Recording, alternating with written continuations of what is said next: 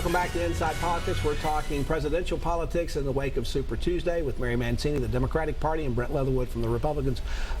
Brent, let me ask you a question. Yes, It seems that the state leaders here are all kind of taking a situation of, well, if Trump's the nominee, I'm probably going to support him. Although I haven't heard the governor say that directly. He put out some conditions for how he'd support him, probably things he wouldn't do. Senator Corker, though, made a very interesting statement. He basically said, here's my message to Republican Party leaders. Focus more on listening to the American people and less on trying to stifle their voice. He also said, I think the American people should be even angrier than they are. It sounds like he doesn't like an anti-Trump movement. I don't know that I would read that much into it, although, I mean, I guess you could. But, you know, I think what he's saying is that there are people out there who are incredibly upset. And it largely are folks who are removed from urban areas, folks who are in rural areas who have seen factories close, have seen textile mills go away, have seen jobs go overseas under both Republican and Democratic administrations. They are just fed up with the system in general. There is a palpable anger out there, and I think that's what Senator Corker is speaking to. And I think to a degree, all of our candidates are tapping into that, and that's why enthusiasm is so high on our side, because folks want individuals to come in and just change the way that Washington is working right now, and especially this White House. Mary, there's such anger out there. I mean, there's a Rasmussen poll that came out this week that showed 49% of likely voters, both Republicans and Democrats, in their poll show they wouldn't vote for Trump under any circumstances. 42% said that about Secretary Clinton. Are we going to have the nastiest, most polarized election we ever had in the history of this country? I mean, or maybe going back to things like 1860. Yeah, I was going to say, that'd be saying something. At least in recent years. Yeah, I mean, you know, what surprises me, actually, that Senator Corker would weigh in on this like the way he did, because in my opinion, he really should be distancing himself from Donald Trump.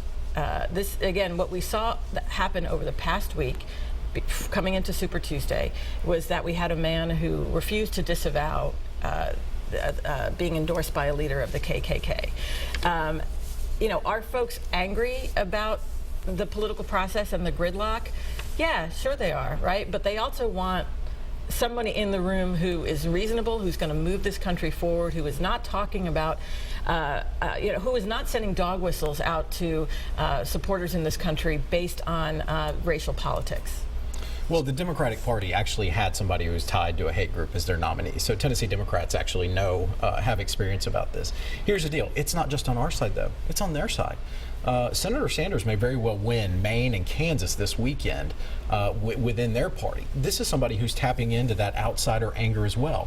Folks are upset at just the system in general. As a matter of fact, I think the #1 indicator for both Trump and Sanders is that people who feel that they don't have a voice are the ones voting for those respective candidates in their primaries.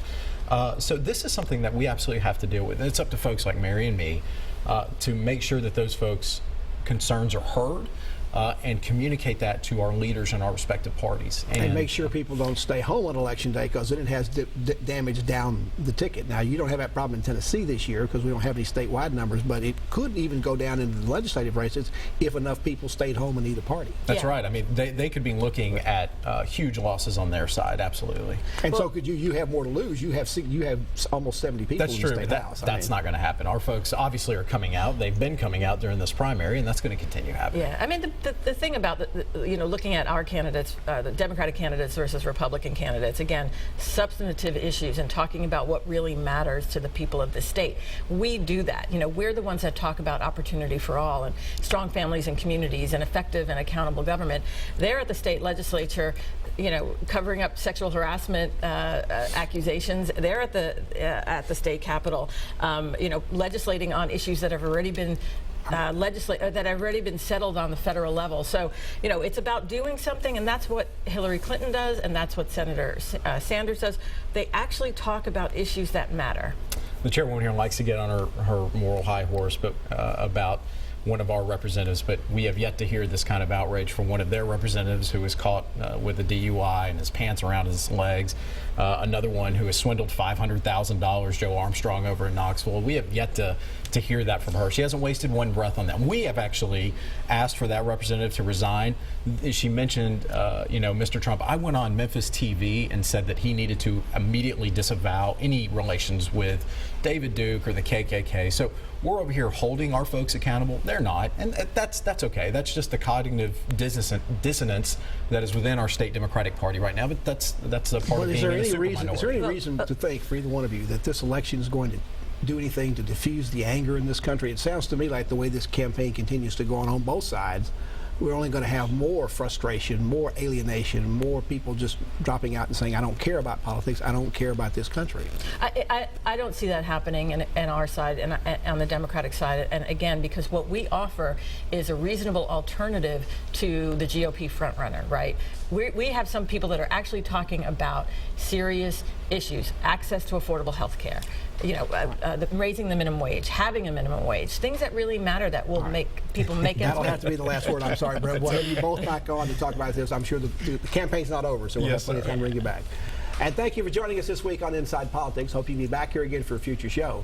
If you can't get up politics in the meantime, go to the News Channel 5 website. You'll find my Capitol View commentary there. There's new commentary posted every Friday afternoon. Enjoy the rest of your weekend, and we'll see you back here next time. Goodbye.